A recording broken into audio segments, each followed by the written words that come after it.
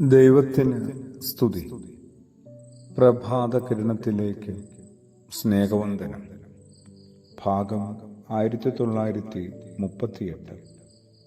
April മാസം 21-ാം തീയതി 111-ാമത്തെ ദിവസത്തിലെത്തി.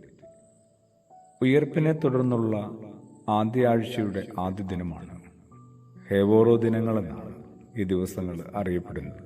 ശനിയാഴ്ച വരെ പ്രകാശത്തിൻ്റെ ദിനങ്ങളാണ്.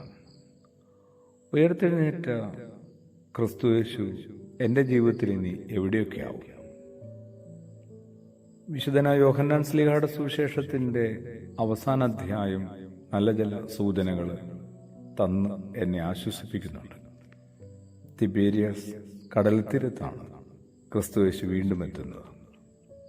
ഒരു ചെറുമീൻ പോലും കിട്ടാതെ പോയ പ്രിയപ്പെട്ട ശിഷ്യരുടെ മുക്കുവ പ്രമുഖരുടെ പ്രയത്നത്തിന് ഒടുവിലാണ് അവൻ്റെ വരവ് സംഭവിക്കുന്നത്. തീരത്തുനിന്നൊരു പതിഞ്ഞ സ്വരമാണ്, കുഞ്ഞുങ്ങളെ.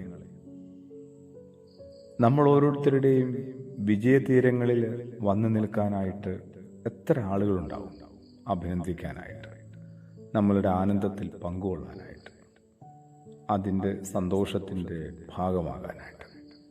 എന്നാൽ വലകൾ ശൂന്യമായ, ഒന്നും ആർക്കും കൊടുക്കാൻ കയ്യിലില്ലാത്ത, ശരിക്കും നാണക്കേടിൻ്റെ വേളയിലും നമ്മളെ വിടാതെ പിന്തുടരുന്ന സാന്നിധ്യം ആരുടേതാണ്? അതും യേശു തന്നെയാണല്ലോ. പരാജയങ്ങളിൽ മുഖം കുനിച്ചിരിക്കുന്നവർക്കൊക്കെ ആരും കൂടെയില്ല എന്ന് വിലപിക്കാതെ ധൈര്യമായി തീരത്തേക്ക് ഒന്ന് തിരിഞ്ഞു നോക്കാം. അകന്നുപോയതിൽ പരിഭവപ്പെടുന്നില്ല. അമ്മയെപ്പോലെ അപ്പം വിളമ്പിത്തന്ന് വിശപ്പ് ആറ്റുകയാണ്, ചേർത്ത് പിടിക്കുകയാണ്. ഇങ്ങനെയാണ് ഉദ്ധിതൻ്റെ ഉയർത്തെഴുന്നേറ്റ ക്രിസ്തുയേശുവിൻ്റെ എൻ്റെ ജീവിതത്തിലേക്കുള്ള ഇടപെടലുകൾ. പരാജയപ്പെട്ടവർക്കൊക്കെ ഒരു വലിയ സുവിശേഷമായത് മാറുന്നുണ്ട്. എന്താണ് ക്രിസ്തുയേശുവിൻ്റെ ഉത്ഥാനം? വിശുദ്ധനായ ലൂക്കോസിൻ്റെ സുവിശേഷത്തിൻ്റെയും അവസാന അധ്യായം നോക്കാവുന്നതാണ്.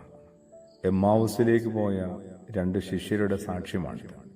നിരാശപ്പെട്ട്, സംശയിച്ച്, തർക്കിച്ച്, ശരിക്കും മരവിച്ച്, ആകുലപ്പെട്ട് യാത്ര ചെയ്ത അവർക്കൊപ്പം മൂന്നാമതൊരു സാന്നിധ്യമായി യേശു എത്തുന്നുണ്ട്. ജീവിതയാത്രയിൽ മനസ്സ് പതർന്ന വേളകളിൽ തനിയായി പോയിന്ന് ആരുമിനി നൊമ്പരപ്പെട്ടുകൂടാ. കൂടെ നടക്കുന്ന സാന്നിധ്യമായി ഒപ്പം ക്രിസ്തുയേശുണ്ട്.